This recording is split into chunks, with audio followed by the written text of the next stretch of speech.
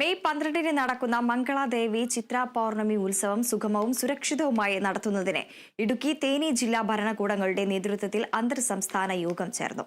ബുദ്ധിമുട്ടില്ലാതെ ഭക്തർക്ക് ക്ഷേത്ര ദർശനത്തിനായുള്ള എല്ലാ സംവിധാനങ്ങളും ഒരുക്കുമെന്ന് അധികൃതർ അറിയിച്ചു. 18,000 മുതൽ 20,000 വരെ ഭക്തരെയാണ് പ്രതീക്ഷിക്കുന്നത്.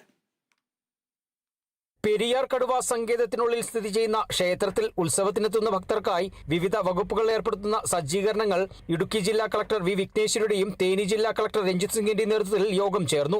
പരിസ്ഥിതി സൗഹാർദ്ദമായി ഭക്തരുടെ സുരക്ഷയ്ക്കും വനത്തിന്റെയും ക്ഷേത്രത്തിന്റെയും പരിപാവനതയുടെ സംരക്ഷണത്തിനും മുൻതൂക്കി നൽകി നിയന്ത്രണങ്ങൾക്ക് വിധേയമായി ബുദ്ധിമുട്ടില്ലാതെ ഭക്തർക്ക് ക്ഷേത്ര ദർശനത്തിനുള്ള എല്ലാ സംവിധാനങ്ങളും ഒരുക്കുമെന്ന് അധികൃതർ പറഞ്ഞു.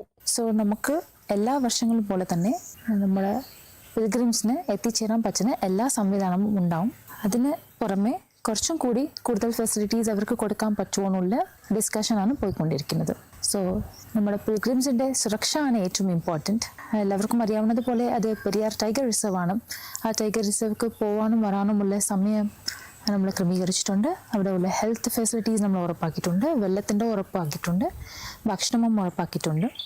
എല്ലാവരും ഈ റൂൾസ് പാലിച്ചിട്ട് തന്നെ നല്ല രീതിയിൽ സുരക്ഷിതയായിട്ടുള്ള ഒരു ഉത്സവം ഉണ്ടാവുന്നുള്ള പ്രതീക്ഷയോടെ ഇരിക്കുകയാണ്. വൈകിട്ട് 5:30 ശേഷം ക്ഷേത്ര പരിസരത്ത് ആരെയും തുടരാൻ അനുവദിക്കില്ല.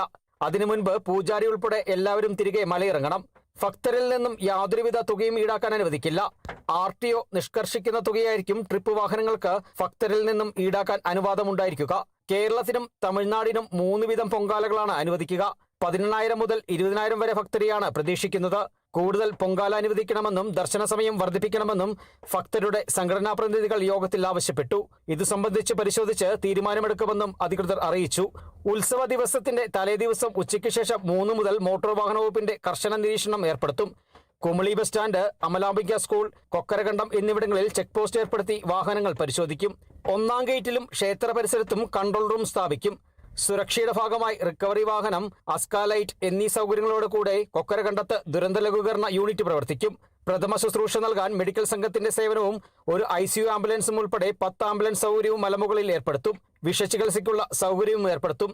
യോഗത്തിൽ Idukki sub collector Anoop Garg, additional ജില്ലാ magistrate Shaiju P. Jacob, police superintendent Vishnu Prateek, Srivilliputhur Meghamalai tiger reserve deputy director S. Anand, Theni DFO R. Samriddha, Periyar tiger reserve assistant director IS. Suresh Babu, ഇരു സംസ്ഥാനങ്ങളിലെയും വിവിധ വകുപ്പുതല ഉദ്യോഗസ്ഥർ യോഗത്തിൽ പങ്കെടുത്തു.